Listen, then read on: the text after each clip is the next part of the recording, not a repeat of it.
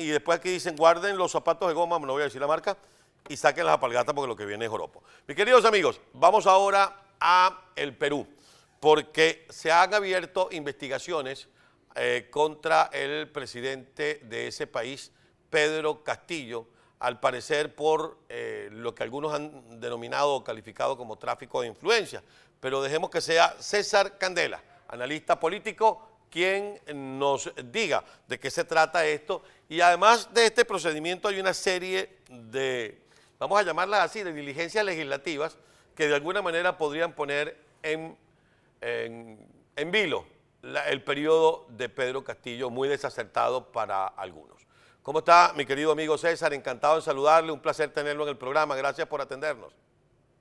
Hola, más bien muchas gracias, un saludo desde Lima a usted y a sus televidentes, un placer estar en tu programa, encantado y muy amable por la invitación.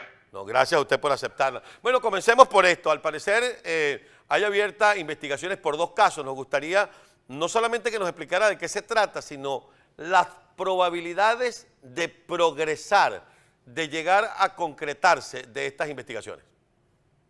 A ver, es importante explicarle a los televidentes que durante los 6 meses que ya viene ejerciendo el cargo el señor Pedro Castillo, hemos venido sufriendo una serie de cambios en el gabinete de ministros muy constantes. Los errores del presidente Castillo realmente han sido terribles, no solamente en los nombramientos, sino básicamente por la serie de actos que no colindan con lo adecuado. ¿A qué me refiero con ello? El presidente de la República está obligado por ley a reunirse con empresarios y no empresarios en la casa presidencial, que es donde debe despachar.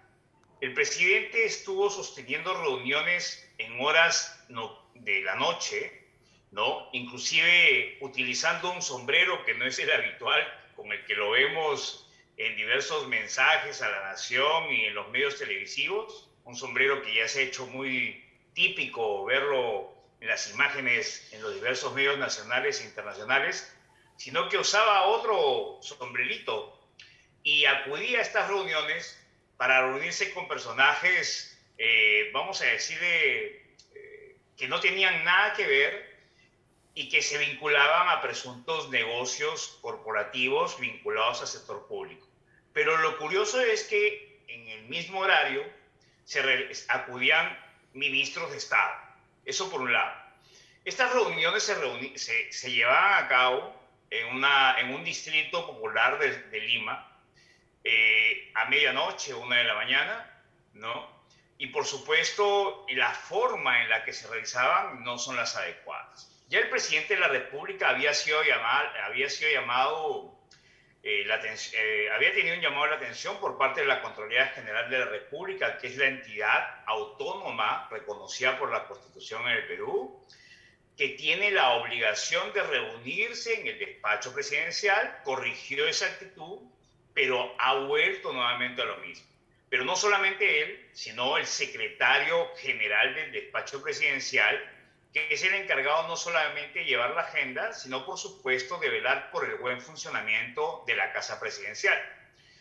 Lamentablemente, por tercera vez, el despacho recibió la visita de la Fiscalía Anticorrupción, ¿no? En un hecho que lamentablemente no es beneficioso para la imagen nacional e internacional del país.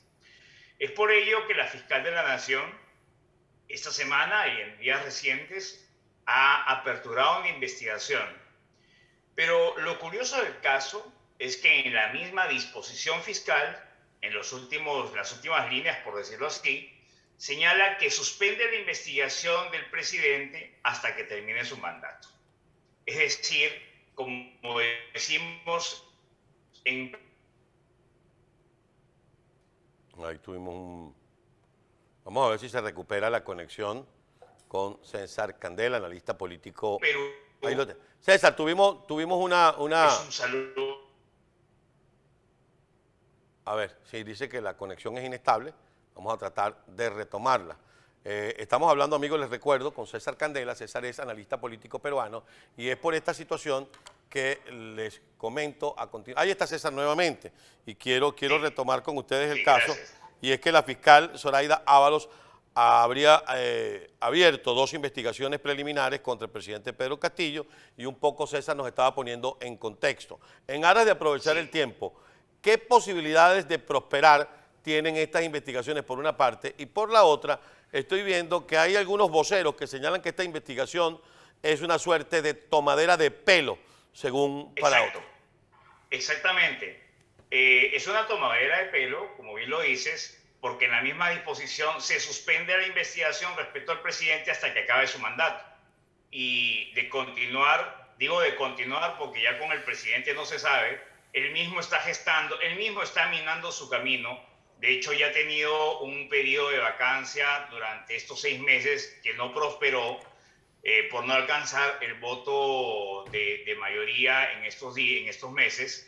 Pero de seguir así, nos guste o no nos guste, el presidente lo más probable es que termine siendo por lo menos citado al Parlamento a rendir cuenta de sus actos, porque es tan continuo los errores intencionales o no intencionales que comete que hay mucho que responder. Hay muchas dudas que él deja a su paso y que sin duda merecen la respuesta a la población en un gesto de transparencia que él está obligado a darle cuenta al país como primer funcionario del Perú.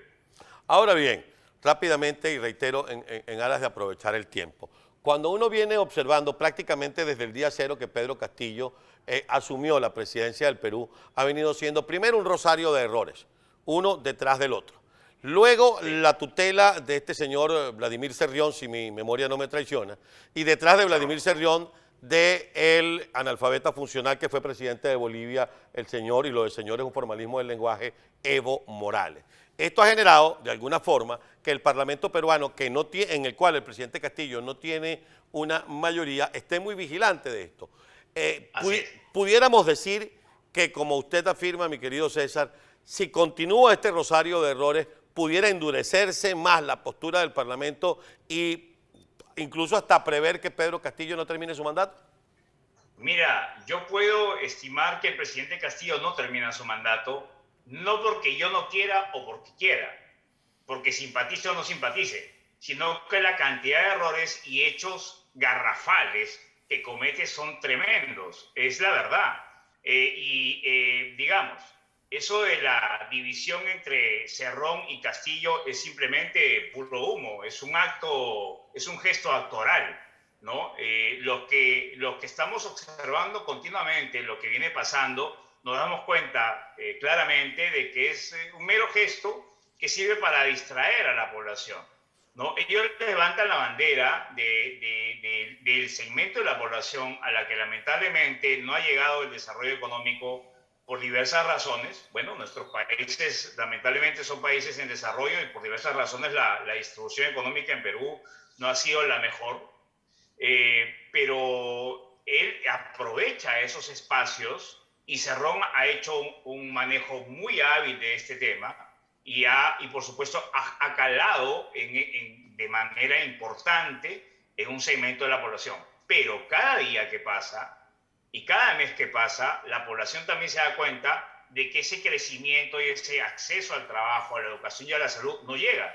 Así que, de alguna manera, en desmedro de ellos, también va favoreciendo el apoyo y el respaldo a su salida, porque si la población que necesita no ve ningún acceso más que algunos bonos pequeños económicos, la verdad que yo creo que esto va a detonar en cualquier momento. Ahora, eso de los bonos pequeños económicos es una práctica que el chavismo en Venezuela comenzó a ejercer desde sus primeros años y que ahora se mantiene en Venezuela con las cajitas de comida. Pero bueno, rápidamente, claro, ya para finalizar, también es una práctica del chavismo el tema, y se ha dicho poco, se ha hablado poco internacionalmente de esto, del cambio de los mandos militares, del manejo de los ascensos militares. ¿Cómo se garantiza, Pedro Castillo, que el Congreso no lo saque, que el Congreso no le aplique la vacancia o cualquier tipo de reglamento constitucional que facilite su salida? Pues poniendo a la Fuerza Armada de su lado y convirtiendo a la Fuerza Armada peruana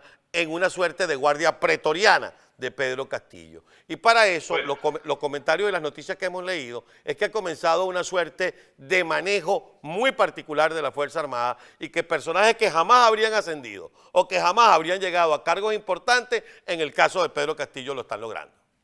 Bueno, yo tengo una visión particular.